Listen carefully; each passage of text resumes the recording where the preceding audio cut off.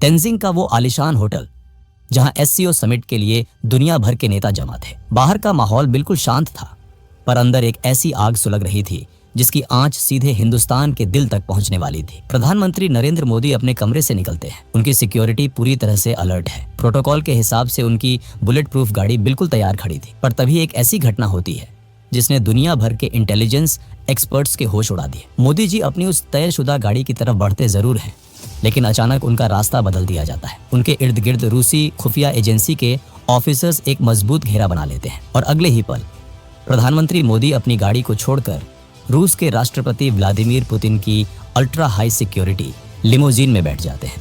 ये कोई छोटी बात नहीं थी। एक देश का प्रधानमंत्री दूसरे देश के राष्ट्रपति की गाड़ी में, ऐसा डिप्लोमेसी के इतिहास में शायद ही कभी होता है।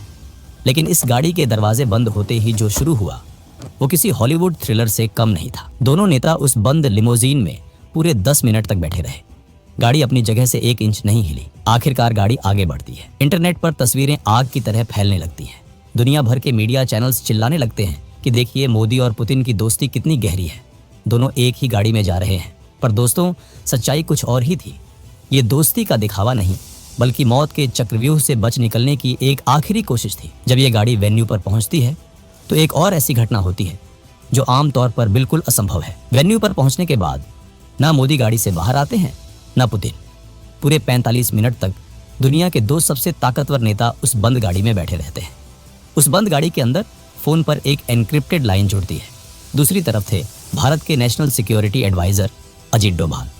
पुतिन की आवाज आती है, मिस्टर मोदी, हमारी एजेंसियों ने दुश्मनों के बीच एक बहुत खतरनाक मैसेज इंटरसेप्ट किया है। आपकी गाड़ी सेफ नहीं थी। खतरा बिल्कुल सिर पर मंडरा रहा है। मोदी जी बिल्कुल शांत पर दृढ़ आवाज में पूछते हैं, डोभाल साहब, क्या रिपोर्ट है?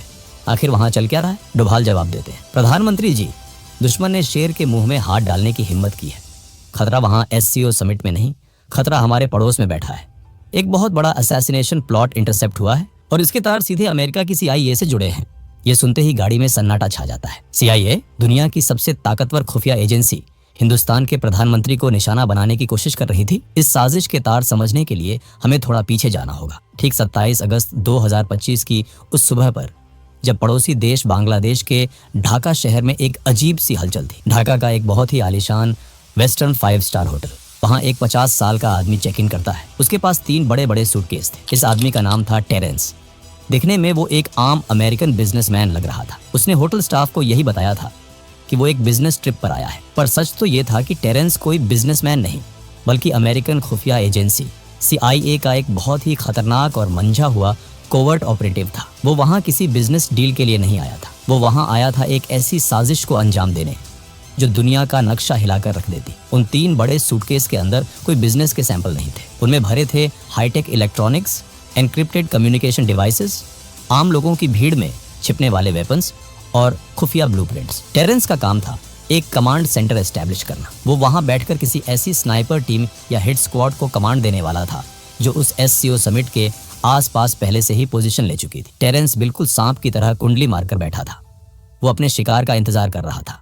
उसका टारगेट क्लियर था, प्रधानमंत्री नरेंद्र मोदी का असैसिनेशन। एक ऐसा अटैक जो देखने में किसी टेररिस्ट ऑर्गेनाइजेशन का काम लगे, पर जिसके पीछे दिमाग वॉशिंगटन में बैठे कुछ नापाक मंसूबे रखने वालों का हो। उन्हें लगा कि बांग्लादेश में बैठकर इस ऑपरेशन को अंजाम देना सबसे सेफ होगा, क्योंकि वहां आमतौर पर किसी को शक नहीं होगा। पर वो एक चीज भूल गए थे, ये वो पुराना भारत नहीं था जो दुश्मन के वार का इंतजार करे। ये नया भारत था। और जब बात देश के प्रधानमंत्री की सुरक्षा की हो तो भारत की खुफिया एजेंसी रॉ कभी सोती नहीं है। आखिर इतनी गहरी साजिश का पर्दाफाश कैसे हुआ? यहाँ एंट्री होती है दुनिया की 2 सबसे ताकतवर इंटेलिजेंस एजेंसियों के गठबंधन की, भारत की रॉ और रूस की SVR। अगस्त के आखिरी दिनों में SVR की इंटेलिजेंस ने कुछ अजीब रेडियो फ्रीक्वेंसीज को इंटरसेप्ट किया। ये फ्रीक्वेंसीज आम नहीं थी। ये high level CIA encryption protocols थे जो अचानक से ढाका और उस SCO समिट के लोकेशन के बीच एक्टिव हो गए थे। रूस ने तुरंत ये जानकारी भारत के NSA अजीत डोभाल के साथ शेयर की। नई दिल्ली में आधी रात को एक इमरजेंसी मीटिंग बुलाई गई। रॉ चीफ, IB डायरेक्टर और डोभाल एक टेबल पर थे। रॉ के टॉप ऑफिसर ने डोभाल से कहा, सर, हमें कंफर्म हो गया है कि एक हाई वैल्यू टारगेट को एलिमिनेट करने की प्लानिंग हो रही है और लगता है कि टारगेट प्रधानमंत्री हैं। डोभाल ने कहा, अगर उन्होंने हमारे प्रधानमंत्री की तरफ आंख भी उठाई तो हम उनका वो हाल करेंगे कि आने वाली सदियों तक उनकी रूह कांपेगी। डोभाल ने तुरंत रशियन काउंटरपार्ट से संपर्क किया। यही वजह थी कि 1 सितंबर की रात को मोदी जी को उनकी तय गाड़ी में बैठने से रोक दिया गया। रॉ और एसवीआर ने मिलकर उस साजिश के चक्रव्यूह को तोड़ने का मास्टर प्लान बनाया। उन्हें पता था कि स्नाइपर या हिट स्क्वाड सिर्फ तभी अटैक करेगा जब उसे ढाका से टेरेंस की कमांड मिलेगी।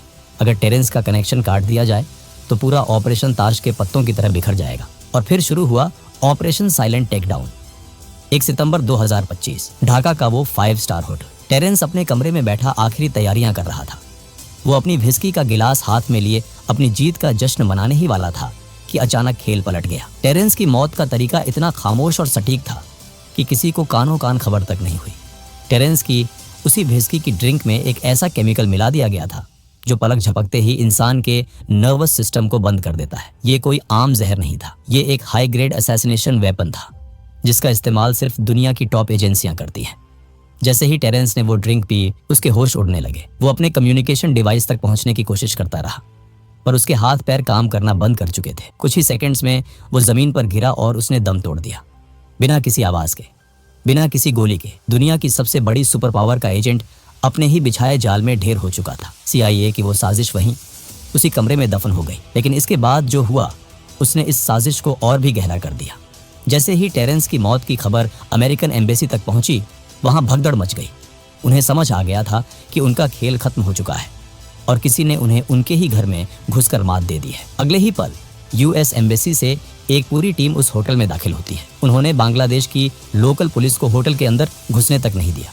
आमतौर पर किसी भी विदेशी नागरिक की मौत पर लोकल पुलिस इन्वेस्टिगेशन करती है, पोस्टमार्टम होता है, पर यहाँ सब कुछ दरकिनार कर दिया गया। अमेरिकन एजेंट्स ने टेरेंस की डेड बॉडी को तुरंत अपने कब्जे में लिया। उसका कोई पोस्टमार्टम नहीं हुआ। उसकी बॉडी को सीधे एक स्पेशल फ्लाइट के जरिए US भेज दिया गया। और वो जो 3 बड़े सूटकेस थे जिनमें उस पूरे ऑपरेशन के ब्लूप्रिंट्स और इलेक्ट्रॉनिक एविडेंस थे, वो सब कुछ US एम्बेसी के एजेंट्स ने जब्त कर लिया। और बात यहीं खत्म नहीं हुई। लंदन और वॉशिंगटन के सर्वर्स पर बैठे साइबर एक्सपर्ट्स ने लगातार कई घंटों तक काम किया और टेरेंस के वजूद का हर एक डिजिटल फुटप्रिंट मिटा दिया। उसका करियर, उसकी हिस्ट्री, उसकी सर्विस रिकॉर्ड्स, सब कुछ इंटरनेट और डेटाबेस से ऐसे गायब कर दिया गया जैसे टेरेंस नाम का कोई इंसान इस दुनिया में था ही नहीं। US army special operations command के स्पोक्समैन ने 1 सितंबर को एक अजीब स्टेटमेंट रिलीज किया। उन्होंने कहा कि उनका कोई कमांड इंस्पेक्टर जनरल मरा नहीं गया है। उन्होंने क्लेम किया कि जिस इंसान की बात हो रही है वो यूनाइटेड स्टेट्स में जिंदा और सुरक्षित है। 4 सितंबर को लेफ्टिनेंट कर्नल इलियट स्कॉट ने यहां तक कह दिया कि ढाका में उनका कोई ऑनगोइंग ऑपरेशन चल ही नहीं रहा है। 2 सितंबर 2025 प्रधानमंत्री मोदी सही सलामत भारत लौट आते हैं। अगले ही दिन वो नई दिल्ली में एक बड़े सेमिकॉन समिट में मंच पर आते हैं। वो प्रधानमंत्री जो हमेशा अपने भाषणों में ऊर्जा और आत्मविश्वास से भरे होते हैं, उस दिन उनके चेहरे पर एक अजीब सी संजीदगी थी। मंच पर आते ही जब लोग उनके स्वागत में तालियां बजा रहे थे तो मोदी जी ने एक ऐसी बात कही जिसने सबको हैरत में डाल दिया। उन्होंने कहा, मैं कल रात ही जापान और चीन के इस दौरे से वापस लौटा हूँ। मैं गया था इसलिए आप तालियां बजा रहे हैं, या मैं वापस आ गया हूँ इसलिए आप तालियां बजा रहे हैं। सोचिए इस लाइन के बारे में। एक देश का प्रधानमंत्री भरी सभा में अपने लोगों से पूछ रहा है कि मैं वापस जिंदा लौट आया हूँ, क्या इसलिए तालियां बज रही हैं? मोदी जी कभी भी अपने शब्दों का इस्तेमाल ऐसे ही हवा में नहीं करते। उनके एक एक शब्द के पीछे एक गहरा संदेश होता है। ये कोई मजाक नहीं था, ये एक मैसेज था उन ताकतों को जो वॉशिंगटन और दुनिया के बाकी हिस्सों में बैठकर देख रही थी। ये बताने का तरीका था कि हम जानते हैं तुमने क्या किया और हमने तुम्हारा क्या हाल किया। और इस घटना के बाद PM मोदी के आगे की आधी से ज्यादा इंटरनेशनल ट्रिप्स अचानक से कैंसिल या पोस्टपोन कर दी गई। यूनाइटेड नेशंस जनरल असेंबली का सेशन जिसमें PM मोदी को बोलना था, उसे उन्होंने स्किप कर दिया। गाजा पीस समिट जिसमें इजिप्ट के प्रेसिडेंट आने वाले थे और PM मोदी का आना तय था, उसे भी उन्होंने स्किप कर दिया। आसियान समिट जो कुआलालंपुर में होने वाला था, वहां भी PM मोदी नहीं गए। उनकी जगह दूसरे डेलीगेट्स को भेजा गया। 1 महीने के अंदर इतने सारे बड़े इंटरनेशनल प्लेटफॉर्म से प्रधानमंत्री का पीछे हटना, क्या ये सिर्फ एक कोइंसिडेंस है या फिर सिक्योरिटी थ्रेट इतना बड़ा है कि एजेंसियां कोई भी रिस्क लेने को तैयार नहीं है? इस पूरे एपिसोड के पीछे आखिर मंशा क्या थी? अमेरिका जैसा देश जो भारत को अपना स्ट्रैटेजिक पार्टनर बोलता है, वो ऐसी नापाक साजिश क्यों रचेगा? इसे समझने के लिए आपको पड़ोस में देखना होगा। पिछले कुछ समय में हमारे पड़ोसी देशों में क्या हो रहा है। बांग्लादेश में पूरी तरह से तख्तापलट हो गया, हिंसा और आगजनी हुई। नेपाल में लगातार ऐसी स्थिति पैदा की जा रही है जिससे वहां अशांति आए। श्रीलंका का तो इकोनॉमिक और पॉलिटिकल हाल दुनिया ने देखा ही है। ये सब अचानक नहीं हो रहा। भारत के आसपास के देशों को डिस्टेबलाइज करके एक इनविजिबल फोर्स भारत के इर्द गिर्द एक रिंग ऑफ फायर बना रही है।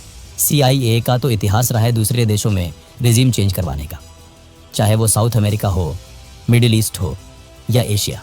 जब कोई नेता उनके हिसाब से नहीं चलता, जब कोई देश अपनी इंडिपेंडेंट फॉरेन पॉलिसी फॉलो करता है, आंख में आंख डालकर बात करता है, तो उनका अहंकार आहत होता है। पीयूष गोयल का वो धमाकेदार बयान आपको याद होगा। उन्होंने भरे मंच से अमेरिका को चेतावनी देते हुए कहा था, आप हमारे सर पर बंदूक रखकर हमसे ट्रेड डील्स नहीं कर सकते। एक यूनियन मिनिस्टर का ऐसी भाषा का प्रयोग करना कोई छोटी बात नहीं है। ये किस बंदूक की बात कर रहे थे पीयूष गोयल? क्या वो उसी बंदूक की बात कर रहे थे जो CIA ने 1 सितंबर को प्रधानमंत्री मोदी पर तानने की कोशिश की थी? क्या ये एक मैसेज था कि भारत अब किसी दबाव में आकर अपने फैसले नहीं बदलेगा? टेरेंस का मर्डर PM मोदी का असैसिनेशन प्लॉट हो या ना हो, लेकिन एक बात बिल्कुल साफ है, ढाका में बैठकर टेरेंस भारत के खिलाफ एक बहुत बड़ी आग लगा रहा था। दोस्तों, आपको क्या लगता है? क्या सच में अमेरिका भारत में एक बड़ा रेजिम चेंज प्लान कर रहा था? क्या वो प्रधानमंत्री को रास्ते से हटाकर अपना कोई पपेट नेता बिठाना चाहते थे? क्या इन सारी बातों में, पीयूष गोयल के बयान में और मोदी जी के उस जिंदा लौट आने वाले कमेंट में कोई कनेक्शन है? अपनी राय कमेंट्स में जरूर लिखिए, और अगर वीडियो पसंद आया हो तो वीडियो को एक लाइक और चैनल को सब्सक्राइब जरूर करें। तब तक के लिए जय हिंद, जय भारत।